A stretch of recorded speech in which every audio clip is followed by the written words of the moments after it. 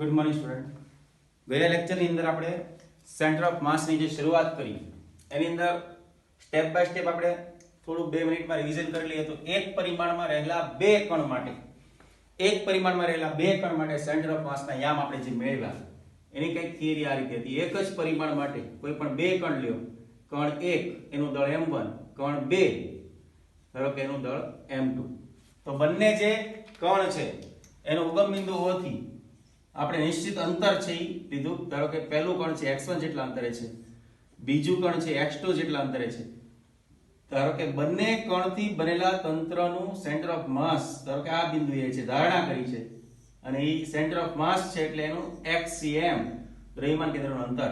તેના માટે જે સૂત્ર જે આપણે સાબિત કર્યું ઈ કઈ રીતે છે તો જે તે કણ છે, જે તે કણનું દળ અને એનું ઉગમ બિંદુથી અંતર m1 x1 પ્લસ બીજા કણનું દળ ઉગમ બિંદુથી અંતર છેદમાં બંને કણોના દળનો સરવાળો એટલે કે તંત્રનું કુલ દળ. કદાચ એક જ પરિમાણમાં એક કરતા વધુ કણો હોય તો આ રીતે આગળ વધશે n કણો હોય તો આ રીતે n સુધી મતલબ કે mn xn આ રીતની સમજૂતી આવે છે. એવી જ રીતે નીચે n કણના દળનો સરવાળો જેને આપણે તંત્રનું કુલ દળ કેપિટલ M પણ લખી શકીએ છીએ. ત્યાર પછી આપણે વાત કરીએ ત્રિપરિમાણમાં રહેલા n કણો માટે દ્રવ્યમાન કેન્દ્રનું અંતર મેળવવું. તો એનું જે સૂત્ર આપણે મેળવ્યું, અંતરને આપણે x ની જગ્યાએ આપણે r તરીકે ઓળખ્યો તો r માટે જે આપણે સૂત્ર મેળવ્યું અને જે આકૃતિ આપણે રજૂ કરી હતી તમને ખ્યાલ હોય તો ભાઈ આ રીતે ત્રિપરિમાણ હતું, અલગ અલગ કણો હતા, પહેલું, બીજું, ત્રીજું, ચોથું એમ કરીને n કણો સુધી. અને આ તમામ કણોથી બનતું જે તંત્ર છે એનો સેન્ટર ઓફ માસ ધારો કે આ બિંદુએ હોય તેને આધારે આપણે નામ નિર્દેશન અત્યારે ફરીથી દેતા નથી, પરંતુ જે આપણે સૂત્ર મેળવેલું છે એ સૂત્ર કયું મેળવ્યું છે RCM બરાબર m1 r1 plus m2 r2 plus up to mn rn છેદમાં તમામ જે કણ છે એ દરેક દળનો સરવાળો ટુ mn સુધી. રાઈટ? તો આ રીતે આપણે એક સૂત્ર મેળવ્યું. અહીંયા પણ આપણે નીચે જે છે છેદમાં એ તંત્રનું કુલ દળ જેને આપણે કેપિટલ M તરીકે પણ ઓળખી શકીએ છીએ. em ધારો કે અહીંયા ઉપર લઈ જાઓ તો દ્રવ્યમાન કેન્દ્રના અંતર ઉપરથી દ્રવ્યમાન કેન્દ્રના વેગ માટેનું આપણને સૂત્ર મળે છે. તો એ જે સૂત્ર છે એ કઈ રીતે મળે? ધારો કે અહીંયા કુલ દળ છે, તમે જુઓ કે સેન્ટર ઓફ માસ જ્યારે મેળવો છો તો RCM માટે સૌથી પહેલા જે નક્કી કર્યું m1 r1 m2 r2 m3 r3 up to mn rn upon તમામ દળનો સરવાળો કેપિટલ M ને ઉપર લઈ લઉં છું RCM ની સાથે. તો અહીંયા m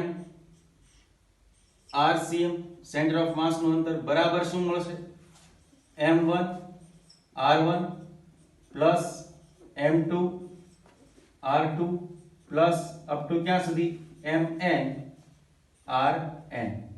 આના ઉપરથી આપણે દ્રવ્યમાન કેન્દ્રનો વેગ માટે વાત કરીએ તો સીધું આપણું સ્ટેપ હતું આ જે સૂત્ર છે એનું સમયની સાપેક્ષે વિકલન કરતા. જ્યારે આપણે વિકલનની સમજૂતી અહીંયા ધ્યાનમાં લીધી તો અંતરનું સમયની સાપેક્ષે વિકલન એટલે મળશે વેગ. જેમ RCM હોય તો VCM થાય, જેમ કે દ્રવ્યમાન કેન્દ્રનું અંતર તો એનું વિકલન છે દ્રવ્યમાન કેન્દ્રનો વેગ મળશે. R1 હશે તો V1 થશે, R2 હશે તો V2 થશે. દળ છે અચળ છે એટલે અચળ દળ છે બહાર રહે, માત્ર ને માત્ર વિકલન છે અંતર માટે થશે. તો અહીંયા સમયની સાપેક્ષે વિકલન કરતા જે સૂત્ર મળે છે કયું મળતું હતું m as it is RCM ની જગ્યાએ VCM બરાબર m1 v1 plus m2 v2 plus up to mn rn. આ રીતે આપણે સૂત્ર mn vn આ રીતે આપણે સૂત્ર છે લાસ્ટ ટાઈમ મેળવેલું છે. હવે એનાથી આપણે આગળ વધવું છે. આગળ વધતી વખતે આપણી પાસે બે અલગ અલગ પરિસ્થિતિ છે. એક તો જે સૂત્ર છે એ સૂત્રમાંથી જ આપણે કંઈક અલગ છે સમજૂતી છે મેળવવાની છે, એક જે સૂત્ર જે મળે છે એનું ફરીથી એકવાર વિકલન કરવાનું છે. એટલે આ સૂત્ર જે છે VCM નું એ આપણા માટે આજના લેક્ચર માટે શરૂઆતનું સૂત્ર બનશે. આને આપણે ફરીથી કાઢીને VCM વાળું સૂત્ર છે હાઇલાઇટ કરી દઈએ ત્યાંથી આપણે બે અલગ અલગ રૂપરેખા તરીકે આગળ વધવાનું છે. સૌથી પહેલા તો જે મૂળભૂત જે સૂત્ર છે VCM માટે આજની શરૂઆત છે લખી દો m VCM બરાબર m1 v1 plus m2 v2 plus up to mn vn, right. હવે સમજો કે આ જે સૂત્ર છે એમાંથી બે ભાગ હું પાડી દઉં છું. બે ભાગ મતલબ કે એકમાં એઝ ઇટ ઇઝ બંનેમાં કામ એક જ કરવાનું છે, પણ બંનેમાં અલગ અલગ રાશિના આધારે હું અલગ અલગ સૂત્ર મેળવીશ. છેલ્લે બંને બાજુ આવતા સૂત્રને આપણે સરખાવી દઈશું, કારણ કે બંને બાજુ કામ આપણે એક જ કરવાનું છે. હવે આ બાજુની જો વાત કરીએ તો સૌથી પહેલા જે આ સૂત્ર છે એની અંદર તમે જો એ સૂત્રમાં જે રાશિ છે રાશિ દ્વારા એક નવી રાશિ પણ મળે છે. જેમ કે સૌથી પહેલા દળ અને વેગનો ગુણાકાર આપણે સમજીએ તો દળ અને વેગનો ગુણાકાર એટલે શું થશે?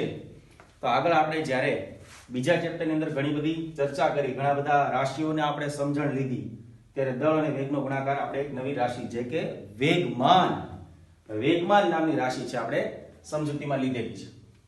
તો અહીંયા પણ આપણે એ જ વસ્તુ કરી શકીએ ને કે દળ અને વેગનો ગુણાકાર એટલે વેગમાન બની શકે છે, પણ કયા કણનું? તો કે પહેલા કણનું, એટલે m1 v1 નો ગુણાકાર થશે p1, રાઈટ.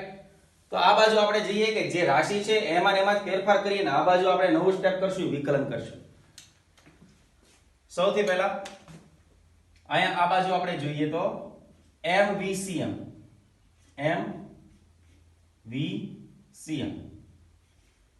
સરળતા ખાતર હું પહેલા સૂત્ર લખી દઉં m1 v1 plus m2 v2 plus up to mn vn. Next step mVCM બરાબર m1 v1, m અને v નો ગુણાકાર એટલે p, પણ m1 v1 એટલે p અને p1 એ પણ એની મૂળભૂત સદિશ સમજૂતીને આવરી લેશે p1. m2 v2 એટલે વેગમાન કયા બીજા કણનું p2. આ રીતે ક્યાં સુધી થશે? તો કે n ના કણ સુધી, એટલે pn. તો અહીંયા તમે કોઈ પણ પ્રકારનું વિકલન નથી કર્યું, ધ્યાન રાખજો બરાબર. હાલમાં જે આપણે સમજી રહ્યા છીએ એ જે ડાબી બાજુનું જે સ્ટેપ છે એમાં કોઈ પણ પ્રકારનું હજી સુધી વિકલન નથી કર્યું. વિકલન કર્યા વગર તમને એક નવું સૂત્ર મળે છે. અહીંયા એક સૂત્ર જે ફાઇનલી મળે છે એનું એક ગુજરાતી ભાવાર્થ પણ નીકળી રહ્યો છે. m VCM બરાબર p1 p2 p3 p4 up to pn, એટલે કે તમામે તમામ કણનો વેગમાનનો સરવાળો. તો કેમ આપણે દળ માટે કરતા હતા m1 m2 m3 m4, તો છેલ્લે પરિણામી માત્ર m કરતા હતા. જે આખા તંત્રનું દળ રહેતું એમ અહીંયા p1 p2 p3 up to pn છે, તો બધાનો સરવાળો કરો તો સ્વતંત્ર કણની જગ્યાએ જે આ શું છે બધા જ પહેલા કણનું વેગમાન, બીજા કણનું વેગમાન, ત્રીજા કણનું વેગમાન, n માં કણનું વેગ, એની જગ્યાએ બધા જ કણોનું સંયુક્ત રીતે જે તંત્ર બને છે તંત્રનું કુલ વેગમાન કરવું તો માત્ર p જ રાખવો પડે, જેથી કરીને 1 2 3 નીકળી જાય. તો આને શું કહેવાય? p1 જ્યાં લખી શકો શું, જ્યાં p બરાબર શું છે તો કે બધા જ કણનો સ્વતંત્ર વેગમાનનો સરવાળો, મતલબ p1 p2 p3 up to pn ની જગ્યાએ આપણે શું લખી શકીએ છીએ? p લખી શકીએ છીએ. તો અહીંયા જે મેં તમને કીધું કે આમાંથી જે અર્થઘટન નીકળે છે એ અર્થઘટન શું હોઈ શકે? તો અહીંયા પહેલા તો તમને દરેક રાશિની સમજૂતી હોય છે. આને શું કહેવાય? તંત્રનો કુલ દળ VCM, દ્રવ્યમાન કેન્દ્રનો વેગ p, તંત્રનો કુલ વેગમાન. તો હાલમાં આ પરિસ્થિતિ માટેનો જે અલગ જે અર્થઘટન નીકળે છે એ કઈ રીતે લખી શકાય? તો કે તંત્રનો કુલ દળ, સાંભળજો બરાબર, તંત્રનો કુલ દળ અને દ્રવ્યમાન કેન્દ્રના વેગનો ગુણાકાર, રાઈટ. કોનો ગુણાકાર છે? m અને VCM નો. તંત્રનો કુલ દળ એટલે m, દ્રવ્યમાન કેન્દ્રનો વેગ એટલે VCM. તો તંત્રનો કુલ દળ અને દ્રવ્યમાન કેન્દ્રનો વેગનો ગુણાકાર થાય છે. યસ, નો ગુણાકાર કોના બરાબર છે? તંત્રના કુલ પરિણામી વેગમાન બરાબર હોય છે.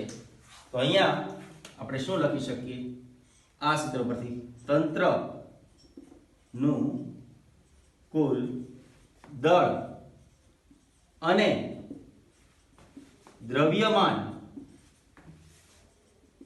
કેન્દ્રના વેગનો ગુણાકાર કોના બરાબર છે? તંત્રના આ જે છે તંત્રનો કુલ વેગ, તંત્રના કુલ વેગમાન, પરિણામી વેગમાન, તંત્રના કુલ વેગમાન બરાબર હોય છે. તો આ વસ્તુ આપણે અહીંથી લખી શકીએ. હજી તમે જો આજે સમજૂતી હજી અત્યાર સુધી લીધી છે એમાં હજી મેં કોઈ વિકલ્પની કામગીરી કરી નથી, પણ હવે નેક્સ્ટ સ્ટેપમાં હું આ જ પરિસ્થિતિનું સમયની સાપેક્ષ વિકલન કરું. ધ્યાન રાખજો, હજી મેં આ સૂત્રનો એક કઈ રીતે બીજી રીતે લખાય એ સ્વરૂપ જોયું છે. મતલબ કે આ જે સૂત્ર છે એમાંથી જ આપણે આ સૂત્ર લખ્યું છે, આમાં કઈ ફેરફાર નથી કર્યો. હવે મારે જે બંને બાજુ કામ શું કરવું છે કે જેમ RCM ઉપરથી VCM, VCM ઉપરથી ACM શક્ય છે. યસ, પ્રવેગ, તો પ્રવેગ માટે ફરીથી આ સૂત્રનું શું કરવું પડશે? સમયની સાપેક્ષે વિકલન કરવું પડશે. તો સમજો કે આ સૂત્ર અને આ સૂત્ર એક જ છે, એટલે એકવાર હું આનું વિકલન કરીશ અને એકવાર હું આનું વિકલન કરીશ, બંનેના જે જવાબ આવશે એ સમાન આવવા જોઈએ. આ સૂત્રનું સમયની સાપેક્ષે વિકલન કરીને હું અહીંયા જવાબ લખું, આ સૂત્રનું સમયની સાપેક્ષે વિકલન કરીને હું અહીંયા જવાબ લખું, છેલ્લે આફ્ટર ઓલ તો બંને સમાન જ છે, કારણ કે બંને એક જ છે. આ સૂત્ર કે આ સૂત્ર. આ બાજુ આપણે જઈએ, ફરીથી મેં જેમ અહીંયા સૂત્ર લખેલું એમ આ બાજુ ફરીથી સૂત્ર લખી દઉં. અહીં આપણી પાસે કયું સૂત્ર છે? m VCM બરાબર m1 v1 plus m2 v2 plus up to ક્યાં સુધી છે? mn vn સુધી છે. તો શું કરવું છે? તો કે આ ઉપરનું જે સૂત્ર છે અહીં એનું સમયની સાપેક્ષે શું કરતા? વિકલન કરતા. ફરીથી એઝ ઇટ ઇઝ કામગીરી. દળ અચળ છે, બહાર રહેશે, તો પહેલા d/dt આપી દો, બંને બાજુ d/dt શું? તો કે m VCM. આ બાજુ d/dt આપી દો, d/dt વિકલન છે સમયની સાપેક્ષે કયું આપી દો. અત્યારે આખું પદ લખું છું m1 v1 plus m2 v2 plus up to mn vn. હવે જેમ આપણે RCM વખતે કર્યું તો પહેલા આપણે વિકલન દરેકને આપ્યું પછી વિકલન કર્યું, એવું કરવાની જરૂર નથી. હવે સીધું જ આપણે વિકલન કરીએ, દળને અલગ રાખીએ, અથવા તો ઘણા કહે છે કે ફરીથી એઝ ઇટ ઇઝ સમજૂતી છે ક્લિયર ન આવતી હોય તો પછી આ દળ જે છે એ m અચળ છે બહાર રાખો. રાઈટ, દળ બહાર આવ્યું, વિકલન કોનું થયું? d/dt of VCM. સમજાણું બરાબર? ચલો સ્ટેપ બાય સ્ટેપ દરેકની વિકલનની સમજૂતી આપો. m1 દળ છે, બહાર આવ્યું, આ બાજુ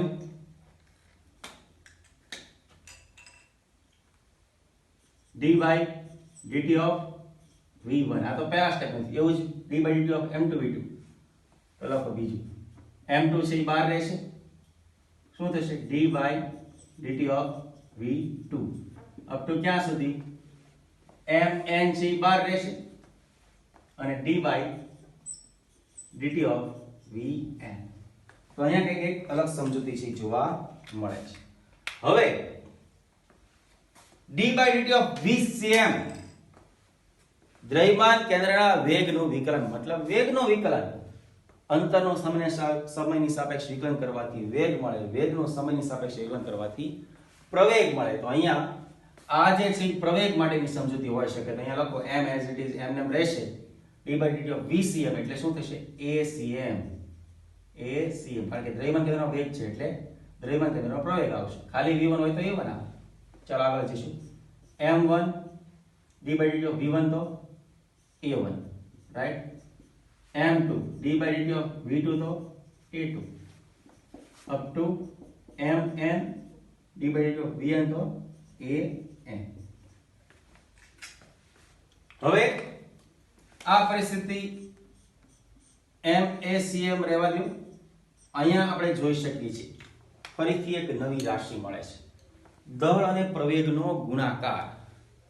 એ પણ આપણે જ્યારે બીજું ચેપ્ટર ચાલ્યું ત્યારે ઘણી બધી રાશિઓમાં જે સમજણ લીધી એ પૈકીની એક રાશિ છે દળ અને પ્રવેગનો ગુણાકાર. તો કઈ રાશિ છે? યસ, કઈ રાશિ થશે? દળ અને પ્રવેગનો ગુણાકારથી બળ. શું થશે? બળ, ફોર્સ. F બરાબર ma. તો અહીંયા લખશો m1 a1 તો થશે F1 m2 f2 તો થશે f2 up to mn fm તો થશે fn. મતલબ અહીંયા કઈક આની જેવું સૂત્ર નથી મળતું? મળી શકે છે. લખો. શું લખશો? MACM. શું લખશો? MACM બરાબર F1 F2 F3 એટલે પરિણામી બળ F થઈ ગયું ને. આ સંયુક્ત એક કણનું છે. જો પહેલા કણનું બળ, બીજા કણ દ્વારાનું બળ, ત્રીજા કણ એમ કે n માં કણ બધા નો સરવાળો કરો તો તંત્ર બની જશે. તંત્રનું કુલ બળ ફોર્સ તો આ સૂત્ર મળશે. તો અહીંયા પણ ફરીથી આ પ્રકારની એક અર્થઘટન નીકળી શકે ને? ચોક્કસ નીકળી શકે. શું બનશે અહીંયા? તંત્રનું કુલ દળ અને જે દ્રવ્યમાન કેન્દ્રનો વેગ હતો એની જગ્યાએ શું છે? દ્રવ્યમાન કેન્દ્રનો પ્રવેગ અને દ્રવ્યમાન કેન્દ્રનો પ્રવેગ નો ગુણાકાર તંત્રના કુલ પરિણામી વેગમાન અહીંયા તંત્રના કુલ પરિણામી બળ, તંત્રના કુલ પરિણામી બરાબર બળ બરાબર થાય છે. બળ બરાબર થાય છે. રાઈટ. તો આ પ્રકારનું અર્થઘટન ફરીથી આપણે સાબિત કર્યું. તો તમે એમ કહેશો કે આ બંને એક છે? નહીં, આ બંને એક નથી. આ જે સૂત્ર છે એનો તો આ એક એક્ઝેક્ટલી બીજું સ્વરૂપ છે. હજી આનું વિકલન કરશો ત્યારે આ જવાબ મળે છે. સમજાણો બરાબર? ફરીથી તમને સમજાવું છું. આ જે સૂત્ર છે એ સૂત્રનું આ બાજુ શું કર્યું? જમણી બાજુ વિકલન કરીને આ જવાબ મળ્યો. ડાબી બાજુ વિકલન નથી કર્યું. ડાબી બાજુ તો એક અર્થઘટન બનાવ્યું છે. હવે આ જે છે ઈ જ આ છે. મતલબ આનું એકવાર શું કરો? આનું તો વિકલન કરીને કામ કર્યું. આનું વિકલન કરી જો. મતલબ કે આ જે સૂત્ર છે એનું એકવાર વિકલન જ્યારે તમે કરશો અહીંયા સમયની સાપેક્ષે t સમયની સાપેક્ષે વિકલન કરતા તો અહીંયા શું થશે? બોલો. m VCM નું શું છે? d by dt of VCM. વિકલન કરવાનું સિમ્પલ. d by dt આપવાનું છે. d by dt of p. તો અહીંયા મેં શું કર્યું? આ સૂત્ર છે એનું વિકલન કર્યું સમયની સાપેક્ષે એટલે મને આ સૂત્ર મળ્યું. ખાસ ધ્યાન રાખજો બધા. આ જે સૂત્ર છે આનું જ સ્વરૂપ છે એટલે એક જ વાર વિકલન કર્યું છે અને અહીંયા પણ એક જ વાર વિકલન કર્યું છે. બંનેના જે ફાઇનલી જવાબ આવ્યા હવે ઈ કેવા થવા જોઈએ? એક્ઝેક્ટલી સેમ થવા જોઈએ. તો તમે આ ચારેય જે છે આમ તો ટોપિક એને સાથે સરખાવી શકો. m d by dt of VCM બરાબર d by dt of p બરાબર MACM બરાબર અને અહીંયા ન્યૂટનનો ગતિનો નિયમ પણ સાબિત થાય છે. d by dt of p બરાબર f as it is right છે કે ભાઈ મૂળભૂત રીતે બળ જે છે બળ ઈ કોનું? તો કે વેગમાનના સમયની સાપેક્ષ વિકલન એટલે એક અર્થઘટન થઈ ગયું કે એના બરાબર થાય છે. આ ઉપરાંત આ ચારેય જે છે આ બે જે છે લખ્યા છે ને આ બંને એક સાથે સરખાવી શકો તો પણ નીચે સમજો કે આ રીતે લખી શકાય m d by dt of VCM બરાબર MACM. હું એક સ્ટેપ આનું લઉં છું ને એક સ્ટેપ આનું લઉં છું. ACM બરાબર પછી આ લઉં છું d by dt of p બરાબર f. તો શું સમજ્યા અહીંયા તમે? અહીંયા જે મેં બંને બાજુના જે સૂત્ર છે એને ટોટલી છેલ્લે ઇક્વિવેલન્ટ કરી દીધા અને સરખામણી કરતા ફાઇનલી જે જવાબ મળ્યો છે એ કેવો મળ્યો છે? m d by dt of VCM બરાબર MACM બરાબર d by dt of p બરાબર f. તો આ જે સૂત્ર છે એ ઘણી બધી જગ્યાએ તમારે જે સેન્ટર ઓફ માસ ને લગતા જે ટોપિક છે ને MCQ છે એ સોલ્વ કરવા માટે ઉપયોગી થવાનું છે. આ ઉપરાંત અંતરનો વેગનો અને પ્રવેગના જે સૂત્ર છે મતલબ કે m RCM ઉપરથી VCM મળ્યું, VCM ઉપરથી જો આ ACM મળ્યું એની સાથે સાથે સંકળાયેલું આ સૂત્ર કે એમાં ઘણી જગ્યાએ ગુણાકાર m અને v નો p ના સ્વરૂપમાં થાય છે. તો આ પણ સૂત્ર મહત્વનું છે. એટલે RCM વાળું સૂત્ર, VCM વાળું સૂત્ર, p વાળું સૂત્ર અને ACM વાળું સૂત્ર ચારે તબક્કાવાર સૂત્ર પણ મળ્યા અને અંતે ફોર્મેશન અંતે છેલ્લે જે પરિણામી સૂત્ર મળ્યા બંને બાજુ એને સરખાઈ દે તો આ એક સૂત્ર પણ એક મહત્વની સમજૂતી પૂરી પાડે છે જેના આધારે તમે ઘણા બધા કીધું એમ MCQ છે એ સોલ્વ કરી શકવાના છો. તો અહીંયા n કણો માટે તમે જો તમામ રીતે ચારેય સૂત્ર છે એની સરખામણી છેલ્લે શક્ય છે. તો આ જે ટોટલ થિયરી છે આ થિયરીને કોઈ નિશ્ચિત નામ સાથે તો કામ ન દઈ શકીએ. જેમ આગળ આપણે કીધું હતું કે n કણો માટે અંતર, n કણો માટે વેગ. તો અહીંયા તમે કેવું બોલવું પડે? n કણો માટે દ્રવ્યમાન કેન્દ્રના વેગનું સૂત્ર લખો અને એની ઉપરથી આ સૂત્ર તારવો તો એક 2 માર્કની થિયરી અલગ પડે છે. પણ ખાસ કરીને મારો પોઈન્ટ ઓફ વ્યૂ વધારે એવો હોય છે હાલમાં કે તમે થિયરીની પરિસ્થિતિ પ્રમાણે ન જાઓ, તમે અત્યારે કોન્સેપ્ટ બેઝ ક્લિયર વધુ થજો. કે જે કાંઈ વધુ તૈયારી છે આપણે હાલમાં જ્યાં સુધી 11th માં છીએ ત્યાં સુધી કોન્સેપ્ટ છે વધુ ક્લિયરન્સ રાખવા પડશે. 12th માં આપણે થિયરીની કોન્સેપ્ટની સાથે થિયરી પણ અમુક લેવલની તૈયાર કરવી પડે છે. પણ અત્યારે થિયરી જે કાંઈ પરિસ્થિતિ છે એ પ્રમાણે તૈયાર કરો, પણ કોન્સેપ્ટમાં સહેજે તમે તકલીફ ન આવે એ પ્રમાણેની તૈયારી કરવી જોઈએ. હવે એક નાનો ટોપિક છે 5 મિનિટનો કે અલગ અલગ કોઈ પણ તંત્ર પર લાગતા બળોની અસર કેવી દેખાય છે. કોઈ પણ n કણોના બનેલા તંત્રના કણો પર પ્રવર્તતા બળોની ચર્ચા કરવાની છે. સામાન્ય બળોની ચર્ચા છે. કોઈ એક પણ તંત્ર લઈ લઈએ જેમાં ધારો કે 2 કણ છે જે એકબીજા પર બળ લગાડી રહ્યા છે. આનો અલગથી સ્ક્રીનશોટ પાડીને તમે ડિટેલ ચેક કરી લેજો. ઘણી બધી વાર કોમન પ્રશ્ન હોય છે કે આ જે લખ્યું છે એ પ્રમાણે કઈ રીતે લખવું, બુકમાં કઈ રીતે છે, દર્પણ તમે વસાવી લીધી હોય દર્પણમાં કઈ રીતે છે. જો બધી જ વસ્તુનો કોન્સેપ્ટ છે એક સમાન જ થાય છે. ઘણીવાર સમજૂતી છે અલગ અલગ રીતે આપવામાં આવતી હોય. બને ત્યાં સુધી કોન્સેપ્ટને હાલ પૂરતો તમને કીધું એમ સ્ટ્રોંગ રાખો જેથી કોઈ પણ પ્રશ્ન છે એ કોન્સેપ્ટ બેઝ તમને આવડવા જોઈએ. હું તમને થોડા MCQ પણ કરાવીશ. હવે જે આપણે વાત કરવી છે n કણોના બનેલા તંત્રના કણો પર પ્રવર્તતા બળોની ચર્ચા કરો. તો તંત્રના કણો પર પ્રવર્તતા બળો જે છે એ કેટલા પ્રકારના છે? તો લગભગ ધારો કે કોઈ સિમ્યુલેશન બેઝ એક ધારો કે આ તંત્ર બનાવી, ધારો કે કણ 1 અને કણ 2, તો 2 પ્રકારના બળ લાગે. એક તો સ્વતંત્ર કહેવાય, પહેલાનું બળ F1, એક બીજાનું બળ F2. આમ જોઈએ તો બાહ્ય બળો છે. પછી ધારો કે આ તંત્રનું સેન્ટર ઓફ માસ આ બિંદુએ રજૂઆત કરે છે તો એક પહેલા દ્વારા બીજા પર લાગતું બળ F12 અને બીજા દ્વારા પહેલા પર તો F21. તો આ જે બળો છે અંદરના એ આંતરિક બળો થયા અને આ બાહ્ય બળો થયા. અહીં હું હાઇલાઇટ કરી શકું. જો આંતરિક બળ, આંતરિક બળો કયા કયા થશે?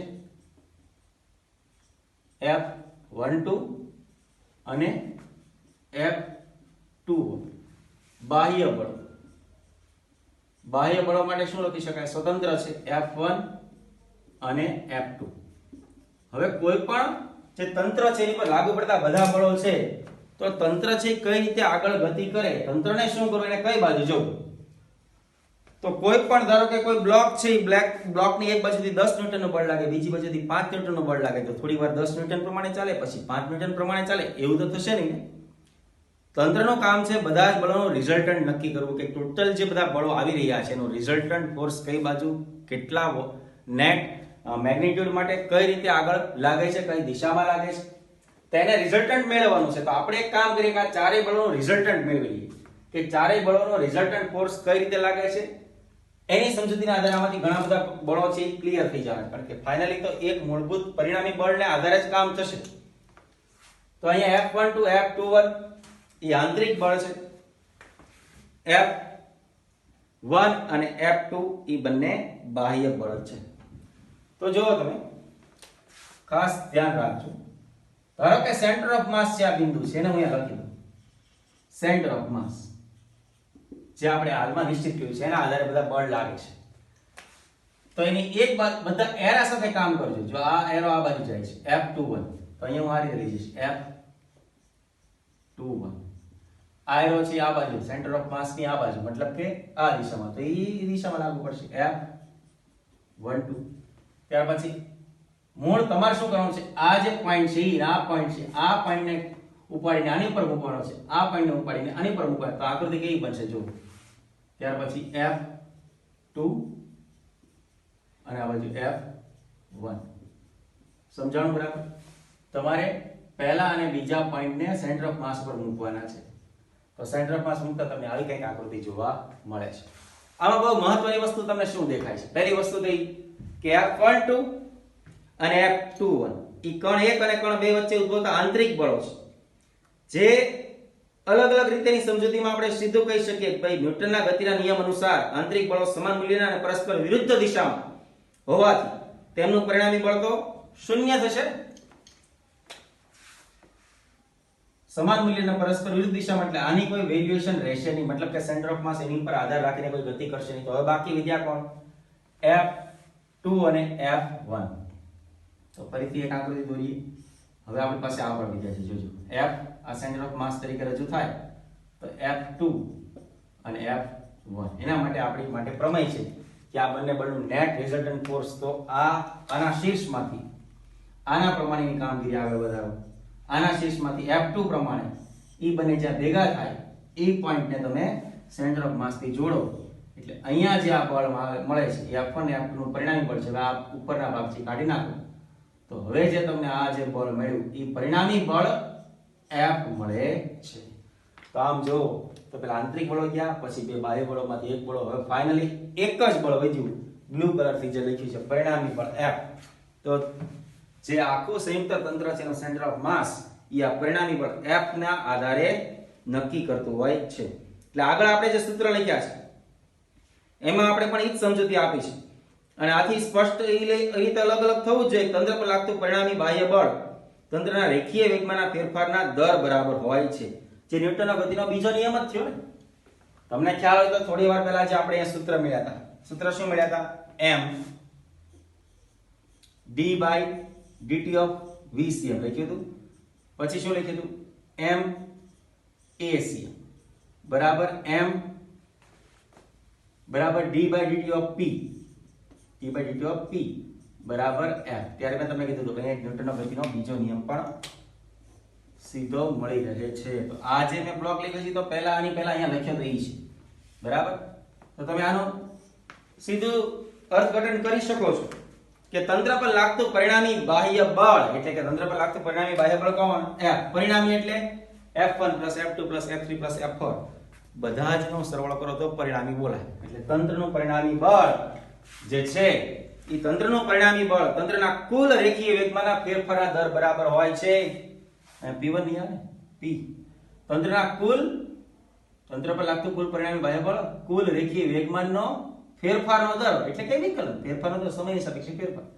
તો અહીંયા તમને એક ન્યૂટનનો જે બીજો નિયમ છે એની પણ સમજૂતી મળે છે અને સમીકરણ સીધું દર્શાવે છે તંત્રનું દ્રવ્યમાન કેન્દ્ર જાણે તંત્રનું સમગ્ર દળ તેના પર કેન્દ્રિત થયું હોય એમ પરિણામી બાહ્ય બળ F ની અસર હેઠળ જ ગતિ કરે છે. બહુ મહત્વની લાઈન છે, હું બોલું છું. તંત્રનો સેન્ટર ઓફ માસ છે કોના આધારે? તો કે જાણે સમગ્ર તંત્રનું દળ સેન્ટર ઓફ માસ ઉપર કેન્દ્રિત થયું હોય એ રીતે વર્તન કરે છે અને પરિણામી બાહ્ય બળ F ની અસર હેઠળ આગળ વધે છે, ગતિ કરે છે. તો એ જ સમજૂતીને આપણે ધ્યાનમાં લીધી ને. આખા તંત્ર પર લાગતા તમામ બળો છે સેન્ટર ઓફ માસ પર લાગી રહ્યા છે અને સેન્ટર ઓફ માસ થી કઈ બાજુ? તો કે પરિણામી બાહ્ય બળ F ની અસર નીચે ગતિ કરે છે. તો સેન્ટર ઓફ માસ કેવું બિંદુ છે? તો સેન્ટર ઓફ માસ એવું બિંદુ છે કે જાણે સમગ્ર તંત્રનું બધા જ બળો જે છે એની ઉપર લાગી રહ્યા છે અને એ જે બિંદુ છે એ પરિણામી બાહ્ય બળ F ની અસર હેઠળ ગતિ કરે છે. તો અહીંયા તંત્રનું દ્રવ્યમાન કેન્દ્ર જાણે કે તંત્રનું સમગ્ર દળ તેના પર કેન્દ્રિત થયું હોય તેમ પરિણામી બાહ્ય બળ F ની અસર હેઠળ ગતિ કરતું દેખાય છે. તો આ રીતે આપણે અલગ અલગ રીતે RCM, VCM, ACM વેગમાનની સમજૂતી લીધી અને એક એવો પોઈન્ટ લીધો કે જે કાંઈ બળો લાગી રહ્યા છે એ બળો પૈકીનો એક સામાન્ય ઉલ્લેખ રજૂ કર્યો. તંત્ર પર લાગતા બળોના આધારે કઈ રીતે તમે એ બળોનું એક નિશ્ચિત કેન્દ્રીકરણ કરી શકો. એટલે અહીંયા એક તંત્ર માટે લાગતા બળો F1 ને F2 છે બાહ્ય બળો છે અને F12 ને F21 છે આંતરિક બળો છે. જે આ ચારેય બળો છે એને એક નિશ્ચિત રૂપરેખાની સમજૂતીમાં આગળ વધાર્યા. સ્ટેપ નંબર 2 કે સેન્ટર ઓફ માસ નું જે બિંદુ છે સેન્ટર ઓફ માસ નું જે બિંદુ છે એની પર લાગુ પડતા ચારેય બળોને આ રીતે દોરી શકાય. તો આ બંને પોઈન્ટ આની પર મૂકો એટલે આ રીતે આ બંને છે એ સમાન મૂલ્યના અને વિરુદ્ધ દિશામાં એની અસર નાબૂદ થાય. એટલે નાબૂદ કર્યા પછી તમને નવી આકૃતિ મળી આ અને એમાં F1 ને F2 માંથી પરિણામી બળ કેમ મળે? તો આના શીર્ષમાંથી F1 જેવો ને F ના શીર્ષમાંથી F2 જેવો સદિશ આપણે આગળ વધાર્યો. જે બંને જ્યાં ભેગા થાય છે એને સેન્ટર ઓફ માસ થી જોડો તો ઇક્વિવેલન્ટ જે બંને છેલ્લે મળે છે એ રિઝલ્ટન્ટ ફોર્સ છે એ મળે છે. તો આખું સમગ્ર જે તંત્ર છે એ રિઝલ્ટન્ટ ફોર્સ F ને ધ્યાનમાં રાખીને ગતિ કરતું હોવું જોઈએ. તો ફરીવાર તમને કહું છું કે આગળની જે કાંઈ પરિસ્થિતિ અત્યાર સુધી જે આપણે સમજ્યા છીએ જુદા જુદા સૂત્ર એ બધા તૈયાર કરો અને ફાઇનલી આ સૂત્ર અને અંતે આ જે સૂત્રની સમજૂતી આપી ઘણા બધા MCQ માં આપણને અવારનવાર ઉપયોગી બનશે એને પણ ધ્યાનમાં રાખો. Okay, thank you.